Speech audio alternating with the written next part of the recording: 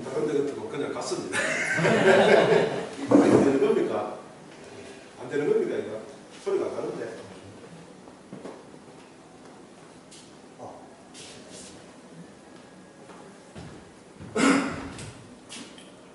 예, 오늘 여러분과 함께 강연이라기보다는 함께 대화한다 이런 생각으로 함께 하면 좋겠습니다.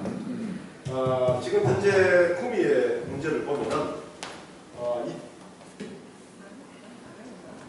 2019년 9월 18일 구미공단 50주년 기념식에서 공보 영상이 상영을 했는데 박정희 제외되고 김대중, 노무현, 문재인 3명만 나왔죠. 그래서 중간에서 끼어가지고 3초 영상이 나오는 사례도 있었고, 그 다음에 구미공단 50년 발전사 전시관에 노무현, 문재인 대통령만 있고 박정희 대통령은 없었습니다. 이러한 사건을 두고 진보와 보수에서 서로가 니탁내탁하면서 싸우고 있습니다. 그래서 오늘 여러분들과 함께 진보, 보수 과연 무엇이고 어떻게 행동해야 되는가 한번 보도록 하겠습니다. 자, 제 소개를 잠깐 하면은 했고요. 이게 이제 제가 KBS 심야 토론에 출연했던 사진인데 잘생겼죠, 그죠? 네. 이게 여기다 좀 하면은 이게 출연을 하면은 머리에 착착 뿌려줍니다. 이게 뭐 스프레이 착 뿌리고 또 분장실에 가면 알습니까? 탁탁탁 바르는 파운데이션 있잖아요. 탁 발라줍니다. 그래서 이렇게 나옵니다. 출연 얼마 받을까요? 얼마 받을까요? 이 당시에 한 5년 전인데 100만 원입니다. 100만 원, 그 다음에 하루 숙박비, 그 다음 식사비 그렇게 줍니다. 그럼 요거는 이제 넘어가지 또.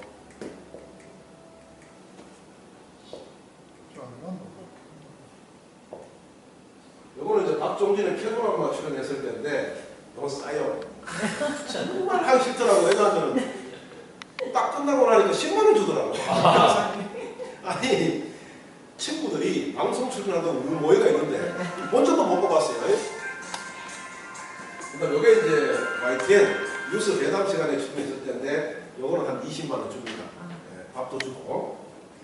그다음 요거는 이제 그 전화로 인터뷰를 하는데 전화 인터뷰는 한 5분 하는데 한 10만 원에서 20만 원 사이 줍니다. 그리고 나머지 이제 많이 출연했는데 그냥 치우고요. 오늘 진보와 보수에 대해서 말씀을 드리도록 하겠습니다. 하기 전에 아까 제가 명함을 받았어요. 명함을 받았는데 시의원, 구미시민, 이지연 이렇게 딱 써있가 있습니다. 이름도 예쁩니다. 자, 여기서 구미시민 하는 게 있습니다. 자, 여러분 제가 밖에 나가서 여러분 시민이 무엇입니까? 하고 물으면 올바르게 대답하는 사람이 별로 없어요. 그래서 여러분께 개념에 대해서 말씀을 드리겠습니다. 우리가 국가의 구성원을 가리키는 단어는 많습니다. 첫째 뭐가 있습니까? 인민. 그 다음 뭐 있습니까? 국민. 그 다음에 시민. 세 가지가 있습니다. 우리나라는 조선시대부터 해방 초기까지 국가의 구성원을 뭐로 불렀습니까? 뭐로 불렀어요? 인민이라고 불렀어요. 인민. 우리나라 재헌헌법을 만들 때 헌법 제1조 2항에 뭐라고 쓰였는지 아십니까? 모든 권력은 인민으로부터 나온다. 이렇게 나와 있어요. 그런데 거기서 이념 논쟁이 붙었어요. 왜? 아니 중국도 중화인민공화국이고 북한도 뭡니까? 조선민주주의 인민공화국이다 말이야. 이념 논쟁이 붙어가지고 안 된다. 인민은 공산주의 국가에서 쓰는 것이다. 이렇게 되어서 인민이라는 용어가 삭제되었습니다. 그래서 국민이 나왔습니다. 문제는요. 국민이라는 한자를 한번 보세요. 첫째 뭡니까? 나라 국자입니다. 그 다음 뭡니까? 백성민자입니다. 나라가 먼저입니다. 그죠? 뒤에 가서 백성은 또 국가의 구성원이에요. 또 나라가 문제예요. 그래서 국민이라는 용어는 국가를 위해서 자기 자신의 자유와 평등과 사랑을 포기해야 되는 그러한 용어입니다. 그럼 시민은 무엇인가? 자, 시민은 뭐냐 하면은 어디서 연구가 나왔는가 하면은 통상적으로 그리스 시대에서 나왔습니다. 그죠? 그리스 시대의 시민은 누굽니까? 바로 정치의 주체입니다. 이 정치의 주체를 국가로 옮겨 담은 게 뭡니까? 프랑스 대혁명, 그 다음에 미국의 독립전쟁, 영국의 명예혁명 아닙니까? 그죠? 그래서 그 이후로 국가의 구성을 시민이라고 합니다. 그래서 시민의 의미는 무엇인가? 국가의 운영에 주체적으로 참여하는 구성원, 이런 뜻입니다. 그래서 구미 시민하면은 구미의 정책과 정치에 능동적으로 참여하는 구성원이다. 이렇게 말씀을 드릴 수가 있겠습니다. 제가 밖에 나가서 이런 말을 많이 합니다. 나는 진보다 이렇게 하더라고. 왜 진보인데 물어보니까 서초동 가니까 진보다 이렇게 하더라고. 또 어떤 데 가니까 너는 뭔데 이렇게 하니까 나는 보수다 이렇게 하더라고. 왜 보수인데? 광화문 가니까 보수다 이렇게 하더라고. 진보가 보수가 뭔지도 몰라요. 그냥 뭔가 맨몸처럼 막 따라다니는 거예요. 자, 여러분, 어디 나가서 나는 진보다, 나는 보수다 라고 이야기하려면 그 의미를 반드시 분명하게 알아야 됩니다. 자, 진보와 보수의 의미를 한번 보겠습니다. 그걸 보기 전에 그 이데올로기 하는 게 있습니다. 이데올로기. 자, 첫째 한번 보세요. 레디컬리즘. 뭡니까? 급진주의다. 급진주의. 그죠? 자, 우리가 뭘 보고 급진주의를 합니까? 급진주의는요, 이 사회 정치 구조가 잘못됐기 때문에 확실히 앞으로 뿌리자. 이게 급진입니다. 그죠? 급진인데 우리가 오해하고 있는 게 한 가지가 있어요. 통상적으로 급진은 뭐라 합니까? 급진은 좌익이다 하잖아요. 그죠? 아니에요. 급진은 좌익에도 있고 우익에도 있어요. 자, 4.19 혁명. 급진이죠. 4.19 혁명 급진 맞습니까? 아닙니까? 맞잖아요. 그게 좌익이죠. 솔직히 좌파죠. 그죠? 자, 5.16 혁명. 뭡니까? 급진이죠. 셰리아 붙으니까. 우파잖아요. 그래서 급진은 좌와 우에 다 있다. 이걸 갖다가 기억해야 돼요. 두 번째 오해하는 게 뭐냐 하면은 급진은 폭력이다. 아니에요. 급진도 비폭력이 있어요. 여러분 알다시피 인도의 독립을 위해 활동했던 간디 폭력 썼습니까? 안 썼잖아요. 영국의 지배라는 현실을 확실히 했고 인도 국민에 의한 정부를 세우려고 했어요. 급진이잖아요. 그죠? 폭력을 안 썼어요. 미국의 인권운동을 했던 마르틴 루터 킹 목사 급진이잖아요. 폭력 썼습니까? 안 썼잖아요. 그래서 급진에 대해서 우리가 오해하고 있는 두 가지 뭡니까? 첫째, 급진은 좌익이다. 아니다. 좌우에 다 있다. 급진은 폭력이다. 아니다. 비폭력도 있다. 급진은 무엇인가? 현존하는 사회 정치 구조가 잘못됐기 때문에 쉘이 없고 뭡니까? 새로운 정치 사회 구조를 만들자 하는 게 뭐다? 급진입니다. 두 번째가 리버럴리즘. 자유입니다. 이 자유는 뭐냐면 현존하는 정치 사회 구조의 일부가 잘못됐기 때문에 일부를 도려내고 새롭게 만들자는 이데올로기입니다. 자, 뭐냐면은 정치 사회 구조를 쉘이 없는 거에 대해서는 뭡니까? 불안해합니다. 하지만 일부 구조가 잘못된 건 반드시 바꾸어야 한다. 이런 생각을 갖고 있는 게 바로 자유주의다. 이렇게 볼 수 있습니다. 세 번째, 마더러티즘. 온건주의입니다. 온건주의는 뭐냐면 현존하는 정치 사회 구조에 만족하기는 하는데 좀 변해야 된다. 어떻게? 가볍고 점진적으로 변해야 된다. 가볍고 점진적으로. 보수는 달라요. 보수는 뭐냐면 현존하는 체계에 만족하는데 변하지 않으면 얻어먹는다. 변하긴 변해야 되는데 변하려고 하니까 미래가 두려워. 그래서 표면적이고 가벼운 변화를 원하는 게 보수입니다. 여러분, 그런데요, 우리 인간은 대다수 보수예요. 보수. 왜? 진보는 뭐냐 하면은 현재까지 내디디지 않는 미지의 발걸음을 하고 오는 겁니다. 왜? 두렵잖아요. 두렵기 때문에 모든 인간은 보수적이에요. 자, 전자제품 살 때 뭐 사야 되겠다. 바로 와 삽니까? 어떻게 합니까? 인터넷도 검색해보고 주의사. 그렇죠. 두렵거든. 처음에 시작하는 게 두려워요. 그래서 주변 사람한테 어디다 싸도노? 어떤 제품이 좋도노? 인터넷에서 막 물어보잖아. 그죠? 물어보고 산다 말입니다. 등산 가잖아. 그죠? 안 가본 산 갈 때 어떻게 합니까? 고민을 하죠. 그렇죠. 전화 걸어가, 야, 그 산 어떻더노? 네. 인터넷에서 그 산 막 쳐봅니다. 그죠? 쳐보고 갑니다. 이처럼 인간은요, 진보라는 것은 지금까지 가지 않는 길에 한 발짝을 탁 내딛는 겁니다. 그래서 두렵고 무섭습니다. 항상 물어보고 검색해보고 합니다. 그래서 이 모든 인간은 대체적으로 뭡니까? 보수적입니다. 리액션이죠. 반동. 반동 많이 들어봤죠, 그죠? 야, 이 반동 놈의 새끼야 하는 많이 들어봤죠, 그죠? 반동은 뭐냐면은 현실 자체에 대한 불만 때문에 과거로 되돌아가는 겁니다. 우리 속담에도 있죠. 뭐가 있습니까? 구간이 연말이다. 자, 여러분 일본 가보세요. 일본 가면은 군복 비스무리한 거 있고 막 깃발 들고 다니는 사람 있죠. 신군국주의자. 또 독일에 가면은 뭡니까? 절표시 비슷한 거 달고 막 다니는 사람 있죠. 그죠? 뭐 신나치주의자. 이게 바로 반동 세력입니다.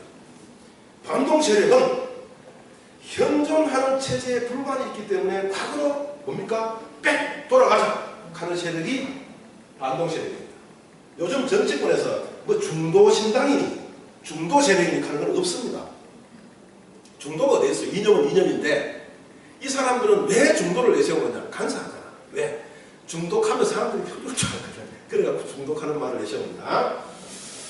자, 그러면 보수와 진보의 개념은 뭐냐? 정당을 분류해 보겠습니다. 분류해보면은 진보는 급진 자유 온건 과제가 진보입니다. 왜? 변화를 원하기 때문에.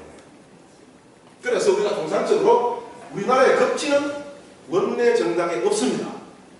그래서 그럼 정의당은 무엇이냐? 리버럴리즘, 자유주의 정당입니다. 그 다음에 민주당과 민주평화당은 마더러티즘, 온건 정당입니다. 그래서 정의당, 민주당, 민주평화당을 뭐라 합니까? 진보 정당이라고 합니다. 그 다음에 보수당은 뭐가 포함되느냐? 보수당하고 반동당이 보수당에 포함됩니다. 누굽니까? 바른미래당, 자유한국당, 대한민국당이 바로 뭡니까? 보수당이다. 이렇게 평가를 할 수가 있습니다. 자, 그러면 이 보수와 진보의 정책적 기준은 무엇인가? 달라요. 완벽하게 달라요. 한번 보겠습니다. 자유부터 한번 보겠습니다. 이 진보는 뭘 중요시하는가? 개인을 중요시합니다. 개인. 보수는 무엇을 중요시합니까? 공동체를 중요시합니다. 그래서 우리가 헌법상에 사상의 자유가 있습니다. 헌법상에 집회 결사의 자유가 있습니다. 그래서 진보는 어떠한 사상을 가지든 어떠한 사상으로 집회를 하든 어떠한 사상으로 조직을 구성하든 자유다. 그래서 뭐 국가보안법은 폐지가 되어야 한다 하는 주장을 합니다. 이게 진보의 주장입니다. 보수의 주장은 다르죠. 모든 사상을 허용하고 모든 사상의 집회를 허용하고 모든 조직의 활동을 허용한다면 자유민주주의를 지향하는 대한민국이 무너진다. 이런 생각을 갖고 있어요. 그래서 국가보안법 폐지에 반대를 합니다. 그죠? 자, 근데 평등을 한번 보겠습니다. 평등에 대해서도 진보와 보수의 개념은 달라요. 자, 진보는 뭘 보는가? 목적 가치를 봅니다. 자, 여러분, 내한테 가장 소중한 존재는 누굽니까? 나 자신이잖아요. 그죠? 여러분에게 가장 소중한 존재는 누굽니까? 여러분 자신이잖아요. 그래서 인간은 타인을 대할 때 나를 대하듯이 대하라 합니다. 인간에게는 뭐가 없다? 계급이 없다. 인간 존재 그 자체가 뭡니까? 가치입니다. 그래서 진보는 인간 그 자체가 가치이기 때문에 어떠한 불평등도 두지 마라 하는 게 진보의 가치입니다. 그런데 보수는 또 달라요.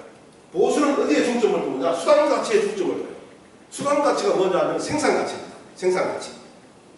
자, 여러분, 의사가 1시간 일해서 생산하는 가치, 노동자가 1시간 일해서 생산하는 가치가 같습니까? 다릅니까? 다르죠.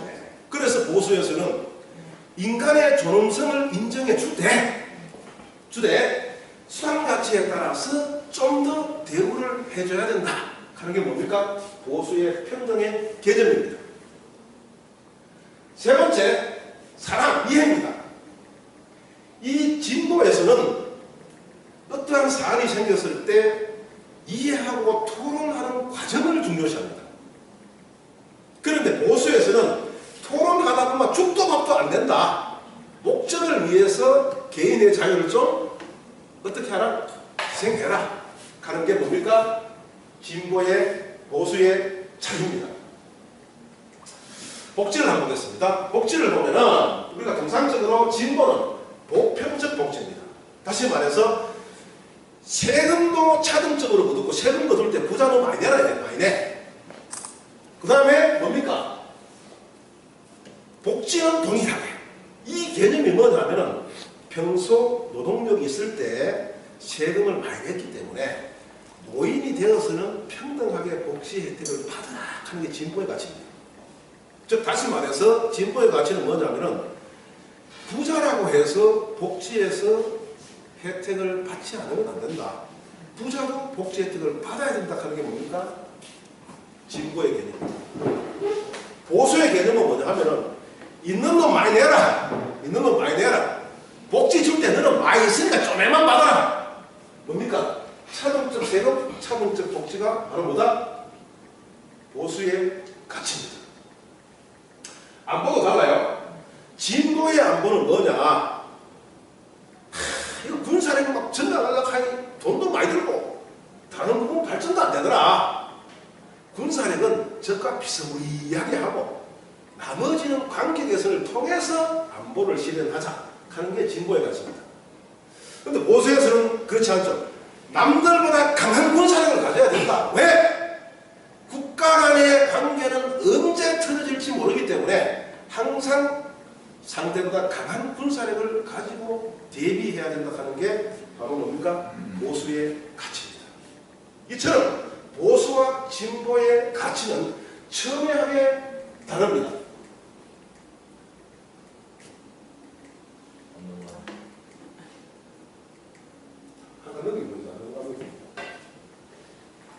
예. 그러면 진보와 보수는 좋아해야 되는데 왜 좋아해야 되는가 물어보겠습니다. 자, 진보는 항상 앞으로 나가려고 해요.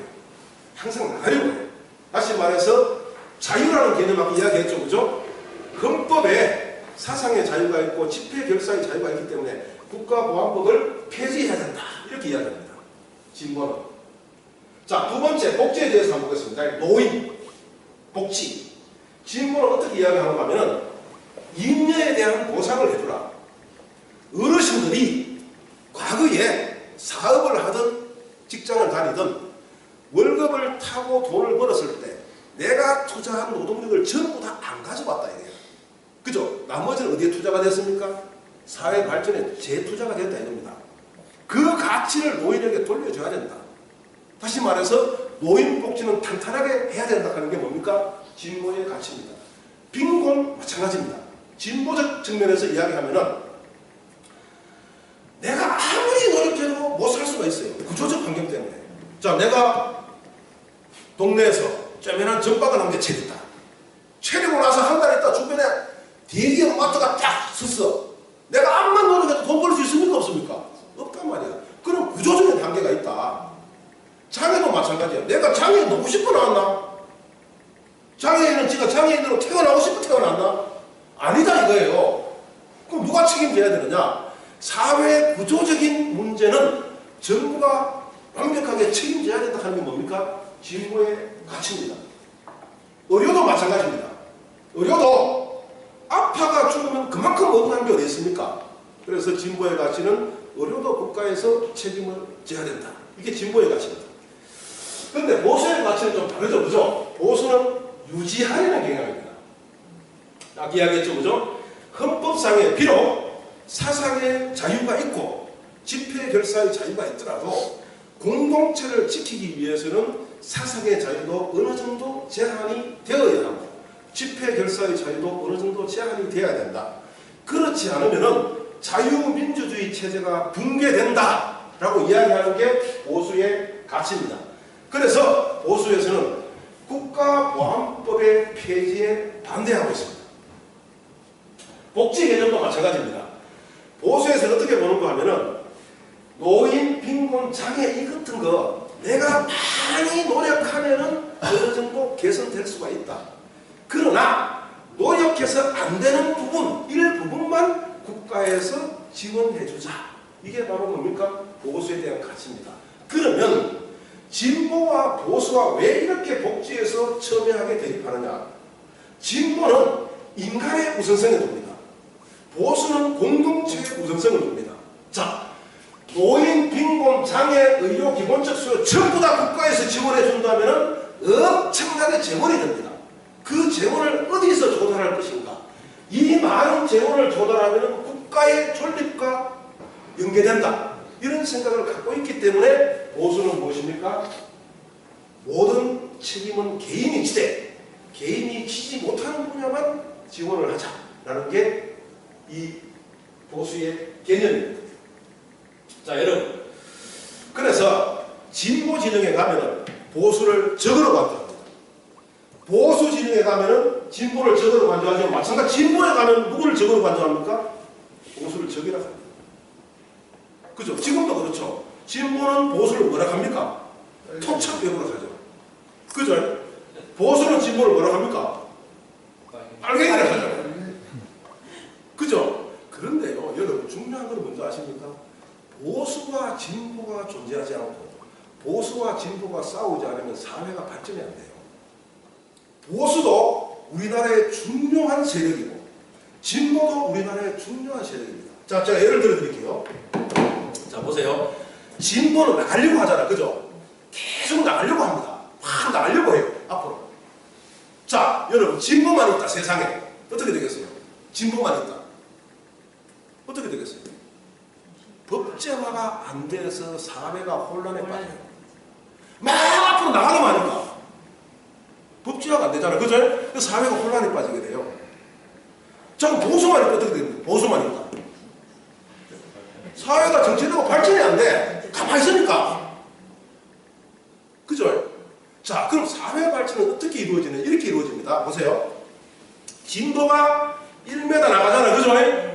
보수가 50cm 이상 땡깁니다. 그래요. 법제화합니다. 또 진보가 1m 나가면 다시 어떻게 합니까? 보수가 50cm 이상 땡깁니다. 알겠습니까? 그래서 다시 발전됩니다. 법제화됩니다. 그래서 진보와 보수가 균형을 이룰 때 사회는 안정되게 발전합니다. 진보가 강하면요, 사회가 혼란스럽습니다. 보수가 강하면은 사회가 정체됩니다. 그래서 진보와 보수가 힘의 균형을 이룰 때 사회는 안정되고 발전되게 됩니다. 그래서 보수든 진보든 뭡니까? 사회 발전과 유지에 굉장히 소중한 존재입니다. 여러분, 여기에 진보도 있고 보수도 있습니다. 있는데 자기 진영의 주장을 하면서 상대를 수용해야 되지, 상대를 갖다 보수는 진보를 빨갱이다, 진보는 보수를 토착해보다 이렇게 치부를 하면은 사회적 합의가 안 되고 발전이 안 돼요. 보수든 진보든 대한민국의 중요한 뭡니까? 이념으로서 안정된 발전에 기여하는 이데올로기다. 이렇게 보는 것이 합리적입니다. 자, 진보와 보수의 조화 방법에 대해서 한번 보겠습니다. 첫째, 절차 우선이다. 자, 우리가 진보와 보수가 만나면 어른거리지 절차를 지키려고 하잖아요. 이 절차하는 게 얼마나 중요하냐면요, 어른거리면 독재입니다. 왜 절차가 중요하냐? 독재와 민주를 구분했을 때 딱 한 가지 차이점이 있어요. 뭡니까? 독재는 목적을 중요시합니다. 목적. 민주는 뭘 중요시합니까? 절차를 중요시합니다. 정말 이 사회에서 지인들, 정치인들, 정당들 구성에 뭔지 아십니까? for입니다. for. 무엇을 위하여. 지금도 그러잖아요. 사법개혁을 위하여. 그죠? 또 보수 측에서는 뭐라 합니까? 공수처 설치 반대를 위하여 가잖아요. 그죠? 이 위하여 가는 것은 독재입니다. 왜? 위하여를 강조하면 무엇이 억압됩니까? 국민이 억압돼요. 뭐 위하여 갈 때 반대하면 또 역적되는 거잖아. 진보 진영에서 공수처 설치를 위하여 하는데 반대하면 뭐가 됩니까? 역적되는 거잖아. 그죠? 반대를 못하는 거야. 그게 뭡니까? 개인의 자유와 평등과 사랑이 뭉개지고, 또 보수 진영에 가가지고 공수처 설치 반대한다 하잖아요. 그죠? 그래서 공수처 설치가 필요하나 하면 또 역적이 되는 거예요. 입국 당부가 있는 거예요. 또 내 자유가 붕괴되는 거예요. 그래서 우리가 친구 사이건 지인 사이건 정당 간이건 국가이든 간에 정말 위험한 단어가 뭡니까? 토론입니다. 정말 경계를 해야 돼요. 자, 그러면 절차는 무엇이냐? 토론 후 합의 내지 토론 후 다수결입니다. 정말 중요해요, 토론이. 알겠습니까? 야, 토론 왜 합니까? 왜 합니까? 나의 주장을 상대방에게 인식시키기 위해서 합니다. 자, 예를 들어서 요 세 분이 점심 먹으러 가요. 알겠습니까? 점심 먹으러 가는데, 자, 이분이 대빵이에요. 야, 뭐 먹을래? 1번 짜장면, 2번 짬뽕 합니다. 그죠? 자, 세 분 중에 손 들어보세요. 해보세요. 점심 뭐 먹을래? 1번 짜장면, 2번 짬뽕 해보세요. 아니, 이야기해야지. 자기가 주인공인데요. 자, 해보세요.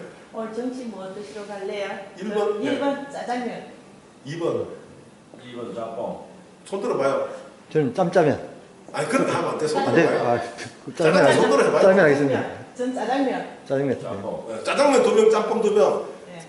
짜장면 2명이니까 짜장면 먹으러 가자 해봐요. 짜장면 먹을 사람 두 분이니까 짜장면 먹으러 가자. 이게 민주주의 맞습니까? 예. 예? 맞죠. 다수결로. 맞습니까?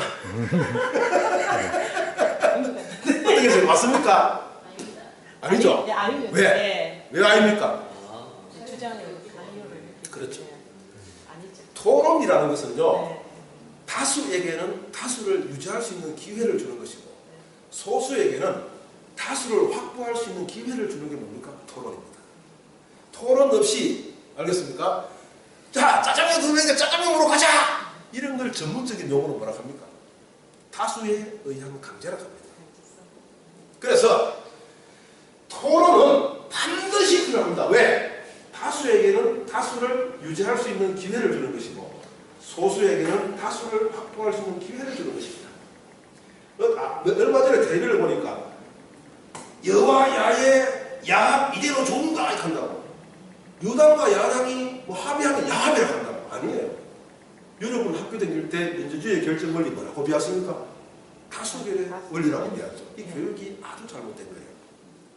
뭐냐 하면은 민주주의 결정에서 제1의 원리는 뭡니까? 토론 후 합의입니다.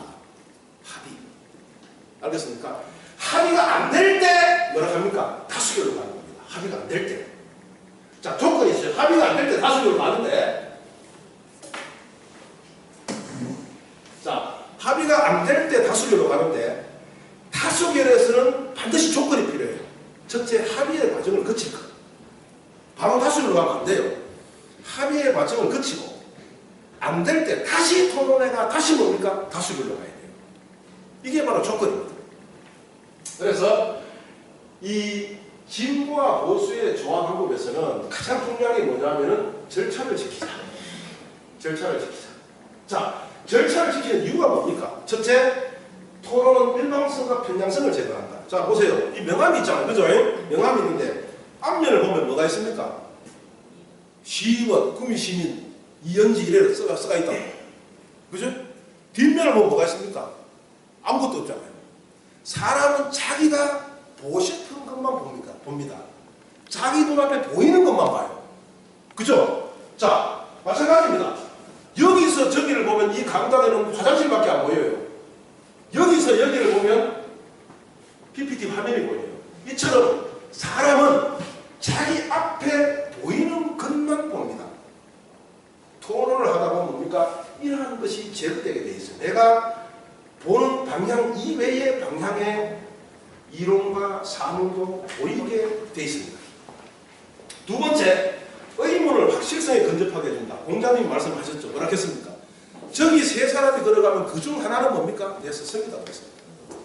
다시 말해서 내가 아무리 많이 안다 할지라도, 그죠? 내가 알고 있는 분야에서 나보다 더 많이 아는 사람이 분명하게 있어요.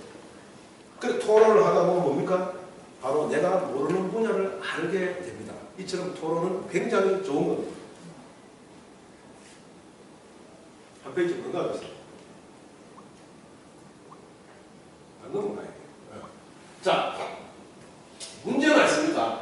다수결의 조건인데요. 다수결의 조건인데 이게 중요해요. 왜? 이 이게 토론회가 합의가 안 되면 다수결로 간다 그랬잖아요. 그죠? 자, 결정을 해봅시다. 토론 후 다수결. 그죠? 토론 후 첫째 조건이 뭐 합의. 다수결에는 반드시 합의 과정을 거쳐야 돼요. 합의하고 나서 다시 뭐 해야 돼요? 토론해야 돼요. 토론하고 나서 다시 뭡니까? 다수결로 가야 돼요. 그런데 조건이 있습니다. 결정에 참여하는 자들의 대표성, 도둑놈들끼리 모여가지고 도둑질이 좋나 나쁘나 한번 합의해봐야 뭔 소용이 있어요. 그죠? 맞잖아요. 그래서 토론에 참여하는 자들의 대표성이 있어야 돼요. 두 번째는 자연의 법칙, 진리, 상의 법을 어긋나면 안 돼요. 물은 위에서 아래로 흐르는데 구미 시의회에서 물은 아래에서 위로 흐르면 암만 결정해봐야 소용이 없어요. 그죠? 그래서 이 자연의 법칙, 진리, 상위법, 다시 말해서 다수 위에 더 큰 다수가 있다는 것을 반드시 인식을 해야 돼요. 세 번째, 합의는 어떻게 하느냐? 합의는 어떻게 하느냐? 세 가지예요. 첫째, 선거 지지율을 반영하는 것이고, 시대성을 반영하는 것이고, 여야의 토론 능력을 반영하는 거예요. 자, 정책을 한번 보겠습니다. 정의당이 자기의 주장을 완벽하게 관철시키려고 하면 되겠습니까? 안 되잖아요. 분명히 국민은 누구에게 표를 줬습니까? 민주당과 자유한국당에게 표를 줬습니다. 그죠? 그만큼 정책에 대해서 지분을 갖고 있습니다. 이보다 더 중요한 게 뭡니까? 바로 시대성과 여야 토론 능력입니다. 뭘로 판단하느냐? 시대성, 여야 토론 능력, 여론인데 1회의 여론 가지고는 안 됩니다. 어떤 여론? 여론의 추이입니다. 추이. 그걸 신이 민주주의 일부인데요. 여론의 동향을 보면서 파악하는 겁니다. 그런데 문제는 어떤 당이든 간에 여론에게 일희일비하지 않아 하는 말이 많이 나옵니다. 자기가 유리할 때는 뭡니까? 높은 여론 나왔다 이렇게 합니다. 자기 여론이 나는 뭡니까? 여론에 일희일비하지 않는다 이렇게 합니다. 이거는 독재입니다. 어쨌든 시대성과 여야의 토론 능력을 반영해야 되는데 이것은 여론의 추이를 보고 알 수가 있다. 그렇게 볼 수가 있습니다. 자, 그럼 진보와 보수의 문제점에 대해서 한번 보도록 하겠습니다. 자, 여러분 이런 말 들어본 적 있죠? 진보는 뭐로 망합니까? 진보는 분열로 망한다. 맞습니까? 맞습니까? 네. 민주당 의원님 맞습니까? 일부 맞습니다. 일부 맞습니까? 자유한국당 당원님 맞습니까? 우리 박정희 맞습니까? 그건 통설이지. 통설이죠. 그런데요, 이게 이제 진보의 문제점은 그게 아니에요. 왜? 진보는 분열로서 발전합니다. 왜? 자, 여러분 보세요. 지금까지 한 번도 가보지 않는 미지의 땅에 발을 내딛는 거예요. 어떻게 통합이 되겠습니까? 분열이 되지. 일로 가자, 절로 가자, 일로 가자, 절로 가자. 그죠? 분열은 당연한 겁니다. 진보에서. 분열은 당연해요. 왜? 가보지 않는 땅에 발을 내딛는데 일관적이고 하나의 답이 없습니다. 그죠? 답이 없어요. 그래서 이쪽 편은 일로 가자 하고 저쪽 편은 절로 가자 하고 막 가자 합니다. 등산 가보세요. 길이 없다. 어떻게 합니까? 한 사람은 일로 가자 하고 한 사람은 일로 가자 하고 한 일로 가자 하잖아요. 진보는 마찬가지예요. 진보는 가보지 않는 길을 가는 겁니까? 이데올로기입니다. 그래서 막 분파될 수밖에 없어요. 중요한 거는 여기로 좀 가보다가 여기로 좀 가보다가 여기로 좀 가보다가 야 가보다 여기 길이 없다 야 일로 가보다가 일로도 길이 없다 여기로 가보니까 야 여기로 길이 있다 하면 합쳐져야 돼. 그런데 진보는 분열은 잘해. 이건 정답이야. 그런데 자기가 가던 길에 길이 없어도 낭떠러지가 있어. 죽어도 일로 가자 하면 일로 죽어도 가자 그래. 일로 가보니까 길이 없어. 산이야. 그래도 죽어도 일로 가자 합니다. 길이 여기 있는데. 즉 뭐냐 하면은 진보는 통합이 안 돼요. 진보가 분열로 나가는 것이 아니라 진보는 분열로 시작됩니다. 그 시작된 분열은 서로가 각자의 길을 가보고 가장 유리하고 합리적인 길을 선택해서 함께 가는 게 진보의 발전입니다. 그런데 진보라는 세력은 죽자 사자 자기가 선택한 길이 무조건 옳다고 세웁니다. 그죠? 그게 발전이 안 되죠.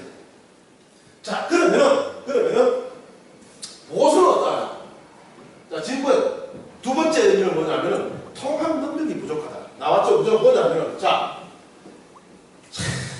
보수는 통합될 수밖에 없어요. 왜? 지키는 건데 통합되기가 쉬워요. 네. 근데 보수는 뭡니까? 나가는 거기 때문에 통합되기가 어려워. 그래서 통상적으로 보수당은 하나의 당밖에 없습니다. 선거 이전에 보수당이 분열되더라도 선거가 다가오면 한 개로 합칩니다. 선거가 다가오고서 한 개로 합치지 않더라도 보수당은 유권자가 하나의 정당으로 합쳐버립니다. 한 개 정당을 안 찍어줍니다. 그런데 진보는 그렇지 않아요. 자기끼리 무조건 옳다고 하기 때문에 항상 다당이에요. 그리고 지지자도 골수기 때문에 한 대 표를 몰아주지 않아요. 같이 분산시켜버려요. 그래서 선거 때가 되면 항상 대체적으로 보수가 유리하고 진보가 불리한 결과를 낳게 됩니다. 두 번째는 정책 조율 능력이 부족해요. 예를 들어드리면 2012년 12월 4일 KBS 대선 후보 토론회에서 이정희 후보가 나와서 뭐라고 했습니까? 박근혜 후보를 떨어뜨리려고 나왔다 했습니다. 이 보통 이정희를 좋아하지 않는 사람들이 박근혜를 떨어뜨리려고 나왔다 하니까 박근혜를 찍었던 거야. 이 당시에 이정희 후보 때문에 박근혜 후보가 상당히 많은 표를 얻었습니다. 자, 세 번째, 내부 타협 능력이 부족합니다. 즉 뭐냐면 이번에 조국 사태인데, 이게 조국 사태가 나고 나서 김종민, 백혜련, 이철희, 박주민 이 사람들이 조국을 굉장히 옹호를 했습니다. 나머지는 뭡니까? 이쿡 나오고 있습니다. 왜? 말하려고 하니까 역적되고, 뭐 여기서 말하고 쿡 다무고 있는 거지. 내부적으로 이 민주당에서 조국의 임명에 대해서 정리가 안 되었습니다. 두 번째가 뭡니까? 외부 타협 능력이 부족합니다. 이 조국 사태 65일을 거치면서 했습니까? 여론이 악화되어서 지금 민주당하고 한국당하고 차이가 크게 나지 않습니다. 이것은 뭐냐면 외부 타협 능력이 부족하다. 다시 말해서 민주당뿐만 아니라 자유한국당 사람들과도 합의를 해야 돼. 이 능력이 부족해요. 자, 여러분, 저는 진보 진영에 가깝지만 우리나라의 국민은 서초동에 모인 사람만 국민입니까? 아니잖아요. 그죠? 광화문에 모인 사람도 누굽니까? 국민이에요. 그 모든 국민들의 의견을 함께 모으는 것이 능력인데 진보는 이와 같은 능력이 부족합니다. My way. 뭔가 주십시오. 자, 보수의 문제점 한번 보자. 보수의 문제점은 뭐냐면은 가장 큰 문제는 보수는 없다는 겁니다. 보수는 없다. 자, 보수가 뭡니까? 지킬 만한 가치가 있는 그 무엇을 지키려는 이데올로기입니다. 민주주의, 정의, 효, 지킬 만한 가치가 있는 그 무엇을 지키는 것이 뭡니까? 보수입니다. 보수인데요, 우리나라에 민주주의가 완성이 됐습니까? 안 됐어요. 현 상태는 반민주주의입니다. 지금도 여당이든 야당이든 카리스마적 지도자가 나타나기를 원하고 있습니다. 지금도 집회하고 나가보세요. 뭐라고 합니까? 황교안을 대통령으로 갑니다. 그죠? 맞습니까? 맞습니까? 조국을 대통령으로, 내가 조국이다 하잖아. 그죠? 이 말이 뭡니까? 카리스마적 지도자를 원한다는 겁니다. 민주주의는 사람이 통치하는 체계가 아닙니다. 민주주의는 시스템이 작동하는 체계입니다. 지금 현재 우리나라의 민주주의의 현 상태는 무엇입니까? 반민주주의입니다. 반민주주의. 즉, 다시 말해서 카리스마적 지도자를 원하고 있습니다. 이 말은 민주주의가 아직 완성이 되지 않았다는 것을 의미합니다. 그래서 이 민주주의라는 것은 아직 완성되지 않았습니다. 완성되지 않았기 때문에 우리나라에서 보수하는 것은 성립할 수가 없어요. 여당과 야당, 진보와 보수가 칭하는 세력이 합해서 지금 우리가 해야 되는 일은 무엇인가? 민주주의 발전을 위해서 노력해야 돼요. 진보와 보수가 함께 민주주의의 발전을 위해 노력하는데 문제는, 가장 큰 문제는 바로 밑에 수급안동입니다. 수급안동. 정말 문제예요. 과거는 뭐죠? 수구. 과거를 지키고 과거로 가져가는 겁니다. 가장 극명한 예를 하나 드릴까요? 엄마 부대의 주옥순 같은 사람. 뭐라 합니까? 아베 총리 잘못했습니다. 아베 총리 사과드립니다. 하잖아요. 이게 뭐냐면 사례지. 어쨌든 지금 현재 보수의 문제점은 민주주의라는 이 개념 자체가 이 성립이 되지 않았기 때문에 보수를 외치기보다는 진보와 보수가 합해서 민주주의의 발전을 위해서 노력해야 된다. 그렇게 볼 수가 있습니다. 그러면 우리나라의 민주주의가 왜 발전이 안 됐나? 이유를 몇 가지 들어보겠습니다. 첫째, 권위주의 정권입니다. 우리가 권위주의 정권을 거치면서 그저 반공에 저촉되는 사상을 금지했습니다. 그래서 민주주의가 뿌리 내릴 수 없었습니다. 그리고 절사와 논의의 공간이 억제됐어요. 민주주의가 결과적으로 실현되지 못했습니다. 이게 지금까지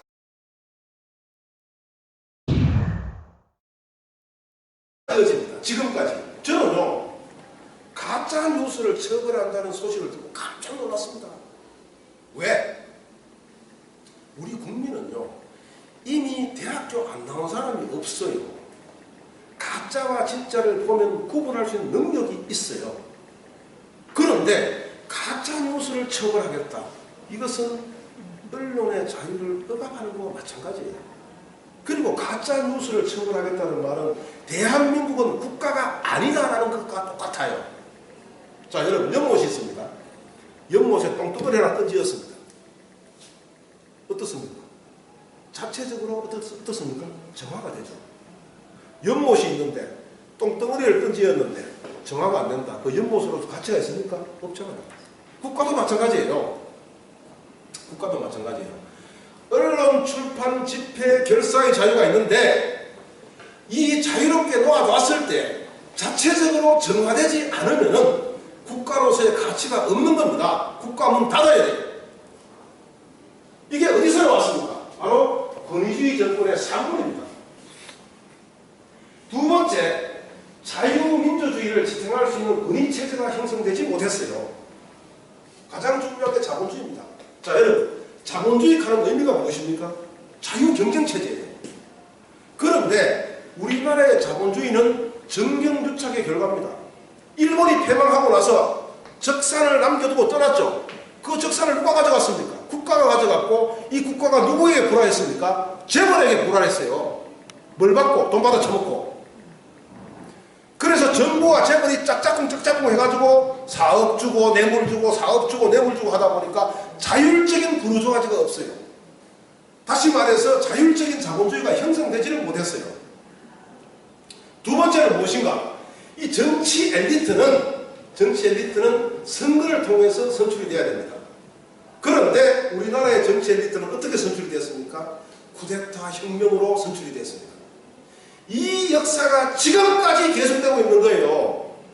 그래서 뇌물 바치고, 그죠? 가짜 스펙 만들고, 뇌물 바치고, 돈 주고, 요새 중고등학교 선생님들 가려고 돈 줘야 된다고 많이 하지. 이런 개념이 나와 있기 때문에 민주주의가 완성되지를 못했던 것입니다. 자, 이 문제는 보수와 진보 진영이 국민을 분열시키고 획책시키고 있다는 겁니다. 아까 이야기하다시피 뭡니까? 보수는 뭡니까? 진보를 친북이다. 종북이다. 진보는 보수를 친일이다. 독재다. 욕을 합니다. 이까지는 좋아. 그런데 문제는 국민들이 거기서 와 하면 깜짝이는 거야.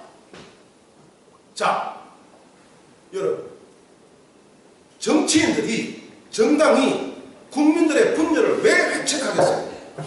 왜 획책하겠어요? 상대를 심하게 욕하면 내 편이 되거든. 내 편이 되거든. 그래서 이 정당과 정치인들이 국민들을 분열시켜서 자기 자신들의 추종자를 만들어내는 겁니다. 만들어내는데 우리 국민들은 거기에 무한해동해가지고 자기가 정말 보수인 줄 알고 자기가 정말 진보인 줄 알고 막 따라하면서 막 합니다. 이게 정말 큰 문제입니다. 왜? 여러분, 국민은요 가장 존엄한 존엄한 존재입니다. 우리 국민이 보유한 가장 큰 권력이 뭐가 있습니까? 통제권, 컨트롤 라이트. 그죠? 뭐 합니까? 대통령이든 국회의원이든 선택하고 내칠 수 있는 권리입니다. 이게 국민에게 있습니다. 국민이 얼마나 존엄한 존재입니까? 이 존엄한 존재들이 정치인들의 분열 획책에 휘말려서 따라다니면서 정치인들을 통제하는 것이 아니라 정치인의 추종자가 되어버립니다. 저는 이야기합니다. 나가지 마세요, 집회. 나가지 마세요. 보수든 진보든 집회 나가지 마세요. 왜 나갑니까? 당신은 선거 때 저들을 내치고 선택할 수 있는 무한한 권리를 가진 국민입니다. 이 국민이 저들의 분열 획책에 넘어가서 그들의 추종자가 되는 현상을 왜 스스로 선택하십니까? 못 나가고 합니다. 그래서 제가 마지막으로 부탁하고 싶은 말은 시민이 되라. 시민이 되라. 정말 중요합니다. 다시 한번 말씀을 드리겠습니다. 시민은 어디서 유래가 됐느냐? 그리스 시대의 시민입니다. 그들은 국가의 활동에 능동적으로 참여했습니다. 프랑스 대혁명, 그 다음에 영국의 명예혁명, 그 다음에 미국의 독립전쟁, 이 세 가지의 공통점이 뭡니까? 그리스 도시국가에서의 시민의 개념을 국가로 확대시키려는 운동입니다. 그 시민은 국가 사회에 능동적으로 참여하는 사람이다. 이렇게 볼 수가 있습니다. 그 참여의 가장 중요한 게 뭡니까? 투표입니다. 자, 여러분, 헌법 제1조 2항 뭐라고 나와 있습니까? 대한민국의 주권은 누구에게 있고? 국민에게 있고. 그죠? 그 다음에 뭡니까? 모든 권력은 국민으로부터 나온다. 권력 행사해 봤습니까? 권력 행사해 봤어요? 회사에서 권력 행사해 봤습니까? 뭐 해봤죠? 이게 투표라는 겁니다. 뭐냐면은 내가 대통령을 뽑고 대통령이 권한 행사하잖아요. 그죠? 그럼 내가 행사하는 거잖아요. 내가 국회의원을 뽑고 국회의원이 권한을 행사하잖아요. 그죠? 그럼 내가 하는 거잖아요. 그래서 헌법 제1조 2항의 의미는 투표하라는 겁니다. 이 시민은 반드시 뭡니까? 투표를 해야 됩니다. 두 번째, 여론조사에 참여를 해야 됩니다. 여론조사로 끌어보잖아요. 그죠? 끌어보잖아요. 근데 문제는 있어요. 왜냐하면 여론조사 기관 저는 돈바닥 쳐먹고 여론조사 하면서 우리는 공짜로 해줘야 되잖아요. 그죠? 근데 여론조사는 돈 줘야 돼. 여론조사에 참여 안 하면요. 내 의사가 반영이 안 돼요. 반영이. 여론조사에 반드시 참여를 해야 됩니다. 세 번째, 시민사회활동에 참여를 해야 됩니다. 시민들이 움직이지 않으면 위정자들은 이렇게 생각합니다. 아, 우리 국민들 정말 멍청하구나. 우리끼리 다 해쳐먹자 이겁니다. 그래서 반드시 그런 데 참여를 해야 됩니다. 왜? 앞에 보면 앞으로 한번 가보세요. 앞에 더요. 더요. 이게 우리가 선거에 참여하지 않고 시민활동하지 않고 그죠? 아무것도 하지 않으면 이 작당이 납니다. 원내 짝짝꿍. 여야 싸우지요.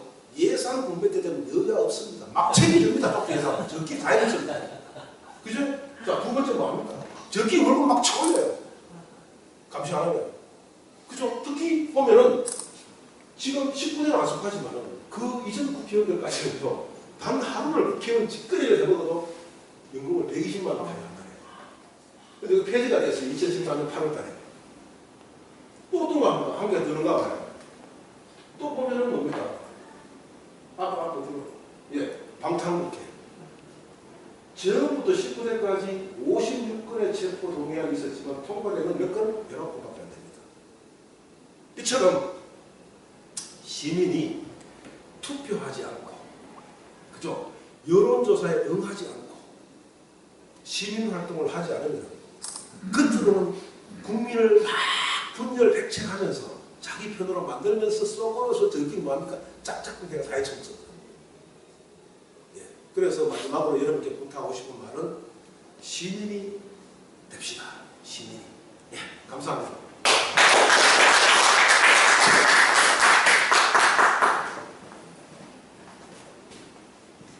네. 다시 한번 이재영 정치 박사님께서 멋진 강의해 주시는데 큰 박수 부탁드리겠습니다. 예, 그리고 이제 강연 후에 또 궁금한 점에 대해서 질의응답 가능하고요. 그 다음에 또 오늘 강연 중에 뭐 좋은 내용 주제로 뭐 자유투표도 가능한데 일단 질의응답 하실 분 있으면 열심히 편하게 질문해 주시면. 다산 강의를 감명 깊게 들었습니다. 지금 현재 우리나라의 모순에서 제가 하나의 문제가 있습니다. 지금 여의도에 한모퉁이에 있는 그 개집이 있는데 그 개가 300마리 있어요.